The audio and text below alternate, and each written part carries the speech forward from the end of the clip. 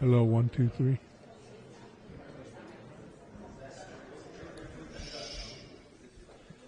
Good morning, everybody. We wanted to give you an update. It's a very positive one. As you know, you've been following this for the last many months. We've had a lot of very deliberative conversation and deliberation amongst members. Everyone's been involved on the House side and on the Senate side as well. We had some of those deliberations as recently as last night, and it's very productive. And I'm happy to tell you that this morning I believe we had the votes to finally adopt the budget resolution so we can move forward on President Trump's very important agenda for the American people. This process has required a lot of close consultation between the White House and the Senate, and all of that has been necessary because we want to make sure that we are delivering on our shared goals in the budget reconciliation process. Our big, beautiful bill has to reflect all of that, and so it is big, and it involves a lot of areas of policy, and so it requires a lot of close coordination. Our two chambers are directly aligned also on a very important principle, and that is the principle of fiscal responsibility. We are the party that delivers and ensures that.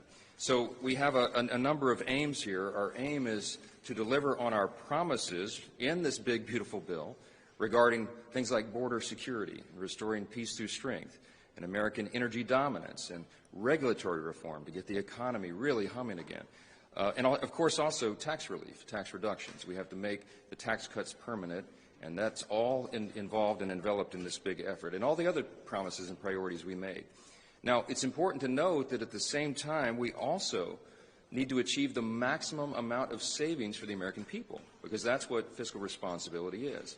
And we even want to start reducing the deficit. So with all that in mind, our first big, beautiful reconciliation package here involves a number of commitments, and one of those is that we are committed to finding at least $1.5 trillion in savings for the American people, while also preserving our essential programs. The Democrats are out right now trying to make hay out of the fact that we're going to gut Medicaid and all these other things. It's simply not true. We're going to protect the essential programs for everybody who's eligible to receive those, and you'll see that reflected in the final bill.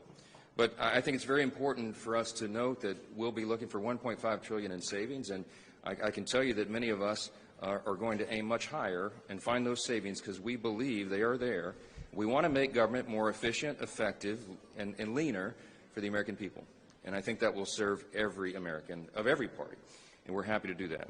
This morning, we'll take the next big step in that process, and I just want to say I'm very happy to have our partners in the Senate working so closely with us as one team, one unified team, which is very important for us to deliver on all these objectives. And I can't tell you how much I thank Senate Majority Leader Thune for his principled, steady leadership and his resolve through this entire process, and I'm delighted to yield the podium to him next. Thank you.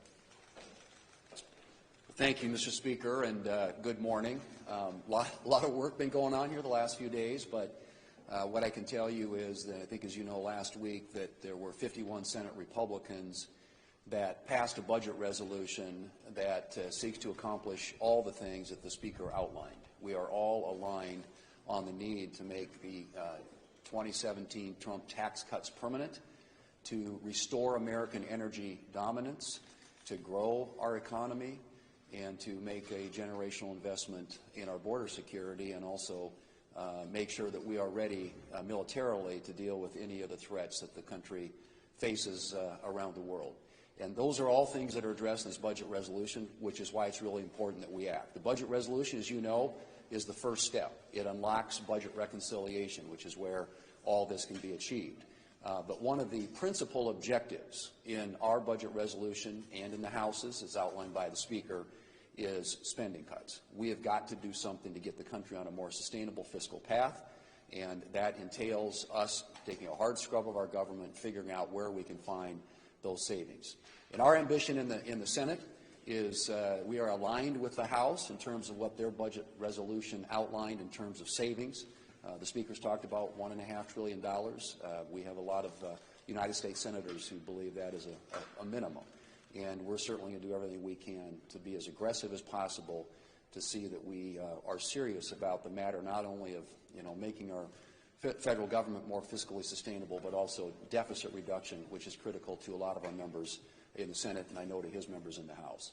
So we're ready to move forward. I'm hoping that the Speaker and his team and his House colleagues can succeed today, get the budget resolution passed, and that will set us up for the next step in this process, which enables us to achieve all the things on President Trump's agenda, including those I just outlined. But absolutely essential that we work really, really hard to see what we can do to make government smaller, more efficient, and more accountable to the American taxpayer. Thank you. Thanks so much. Thanks. Find the cuts.